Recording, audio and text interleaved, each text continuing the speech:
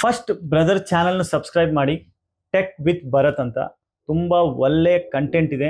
And ಅವ್ರ age ಕೇಳಿದ್ರೆ ನನಗೆ ಶಾಕ್ ಆಗಿದೆ, ಎಷ್ಟನೇ ಕ್ಲಾಸ್ ಓದ್ತಾ ಇದೆ ಅಂತ. ಸೊ ಬ್ರೋ, ಎಷ್ಟನೇ ಕ್ಲಾಸ್ ಓದ್ತಾ ಇದ್ದೀರಾ? 8th class. ಸೊ ಇವತ್ತು PC ತಗೊಂಡಿದ್ರೆ ಏನು ಯೂಸ್ ಇದೆ ನಿಮ್ಗೆ? PC ಯೂಸ್ ಇರೋದು ಎಡಿಟಿಂಗ್ಗೋಸ್ಕರ, ಬಿಕಾಸ್ 4K ಎಡಿಟಿಂಗ್ ಮಾಡಬೇಕು. ಮುಂಚೆ PC ತಗೊಂಡೆ, ಬಟ್ ಲ್ಯಾಗ್ ಆಗ್ತಾ ಇತ್ತು. ಸೊ ಅದ್ರಗೋಸ್ಕರ ಅಪ್ಗ್ರೇಡ್ ಮಾಡೋಣ PC ಅನ್ನೋಗೋಸ್ಕರ ಹೊಸ PC ನ ಬಿಲ್ಡ್ ಮಾಡಿ ಪರ್ಚೇಸ್ ಮಾಡಿ. ಓಕೆ. ಸೊ ಈಗ ನೀವು 8th ಕ್ಲಾಸ್ ಓದ್ತಾ ಇದ್ದೀರಾ? 8th class result ಬಂದೈತಾ? ಹೌದು. ಬಟ್ ನಿಮ್ಗೆ ಇಷ್ಟು ನಾಲೆಜ್ ಹೆಂಗಿದೆ? X3D ಪ್ರಾಸೆಸರ್ ಬಗ್ಗೆ, ಇದ್ರ ಬಗ್ಗೆ ಹೆಂಗ್ ನಾಲೆಜ್ ಬಂತು ತಮ್ಗೆ ಇಷ್ಟು?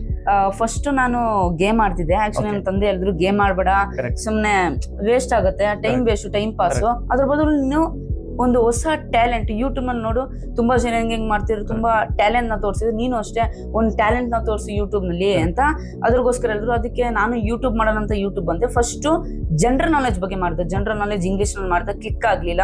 ಸೊ ಅದಕ್ಕೋಸ್ಕರ ಟೆಕ್ ಬಗ್ಗೆ ಕನ್ನಡದಲ್ಲಿ ಮಾಡು ಅಂತ ಅಂದ್ರು.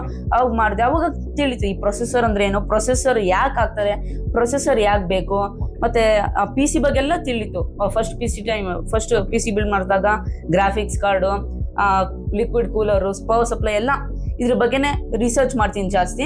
ಹಂಗೆ ಟೈಮ್ ಟು ಟೈಮ್ ಬರ್ತಾ ಇಂಪ್ರೂವ್ಮೆಂಟ್ ಆಗಿ ಸೊ ನಂಗೆ ಇನ್ನೂ ಜಾಸ್ತಿ ನಾಲೆಜ್ ತಿಳಿತು, ಯೂಟ್ಯೂಬ್ ಇನ್ಫಾರ್ಮೇಶನ್ ಬಗ್ಗೆ ಆಗ್ಲಿ ಅಥವಾ ಟೆಕ್ ರಿಲೇಟೆಡ್ ಬಗ್ಗೆ ಆಗಲಿ. ಬ್ರೋ, ನೀವು ನಂಗೆ ತುಂಬಾ ಹೆಲ್ಪ್ ಮಾಡಿದ್ರು ಗೊತ್ತಾ? ನಮ್ ಕಲ್ಸನ 1 ಮಿನಿಟ್ ಮಾಡ್ಬಿಟ್ಟಿದ್ರ. ಯಾಕೆಂದ್ರೆ ನೀವು ಬಂದಿದ ತಕ್ಷಣ ತುಂಬಾ ಕಸ್ಟಮರ್ಗೂ ನಾಲೆಜ್ ಇರಲ್ಲ, ಅವ್ರು ಏನ್ ಪ್ರಾಡಕ್ಟ್ ತಗೊಳ್ಬೇಕು, ಹೆಂಗ್ ತಗೊಳ್ಬೇಕು ಅದಲ್ಲ.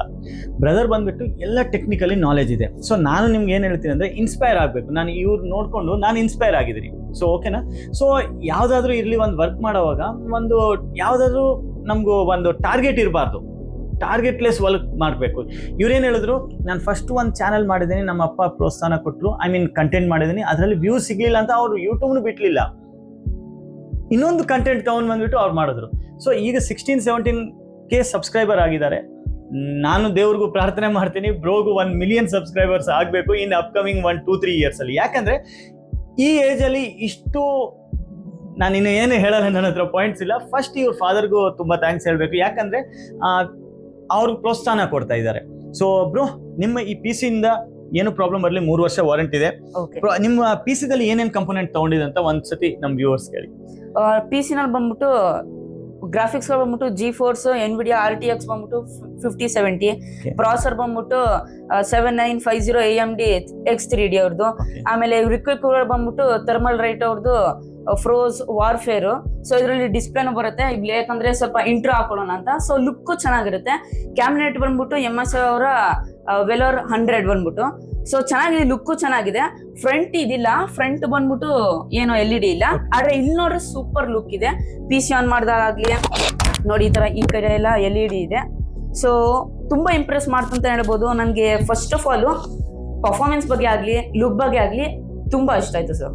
ತುಂಬಾ ಥ್ಯಾಂಕ್ಸ್ ಬ್ರೋ. ನೋಡಿ, ಇವ್ರಿಗೆ ಏನ್ ತಗೊಂಡಿದ್ರಂತ ಇಲ್ಲಿ ನಾಲೆಜ್ ಇದೆ. ಯಾಕಂದ್ರೆ ನಮ್ಮ ಸ್ಟೋರ್ ಅಲ್ಲಿ ಬರೋ ಕಸ್ಟಮರ್ಸ್ಗೂ 100% ಏನ್ ತಗೊಳ್ತಾ ಇದ್ದಾರೆ, ಏನ್ ತಗೊಂಡಿದ್ದಾರೆ, ಏನ್ ಯೂಸ್ ಇದೆ ಅಂತ ನಾಲೆಜ್ ಇರುತ್ತೆ. ಇನ್ನೊಂದು ಏನಿದೆ ಅಂದ್ರೆ, ಇವ್ರದ್ದು ಮೇನ್ ಯೂಟ್ಯೂಬ್ ಅಲ್ಲಿ ವಿಡಿಯೋ ಮಾಡ್ತಾ ಇರೋದನ್ನು 4K ಲೆವೆಲ್ ಅಲ್ಲಿ ಅಪ್ಸ್ಕೇಲ್ ಮಾಡ್ಬೋದು. ಪ್ಲಸ್ ಇನ್ನೊಂದು, ನಿಮ್ ಎಡಿಟಿಂಗ್ ಬಿಟ್ಟು ಗೇಮಿಂಗ್ ಈ PC ದಲ್ಲಿ ಆರಾಮಾಗಿ ಮಾಡ್ಬೋದು.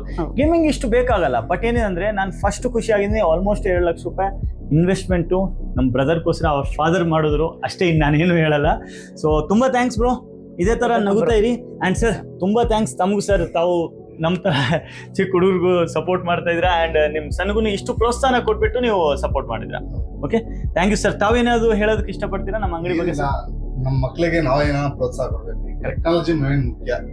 ಟೆಕ್ನಾಲಜಿ ಬೆಳೆಯಕ್ಕೆ ನಮ್ಮ ಮಕ್ಕಳಿಗೆ ನಾವೇ ಒಂದು ಎಂಕರೇಜ್ ಕೊಡ್ಲಿಲ್ಲ ಅಂದ್ರೆ ಅವ್ರ ಮೇಲೆ ಬರ್ತಾರೆ ಅಲ್ವಾ. ಈಗ ಈ ಕಾಲ ಬಂದಿದೆ, 100% ಅವ್ರಿಗೆ ನಾವು ಏನೋ ಒಂದು ಮಾಡ್ತಾರೆ ಅಂದ್ರೆ ಕೊಟ್ರೆ 100% ಅವರು ಅದ್ರಲ್ಲಿ ಸಕ್ಸಸ್ ಆಗ್ತಾರೆ ಅಂತ ನನ್ನ ನಂಬಿಕೆ ಇದೆ ಸರ್. 100% ಸರ್, ದೇವ್ರು ಒಳ್ಳೇದು ಮಾಡ್ತಾರೆ. ತುಂಬಾ ಥ್ಯಾಂಕ್ಸ್ ಸರ್. ಇದೇ ತರ ನಗುತ್ತಾ ಇರಿ bro. Okay, thank you bro.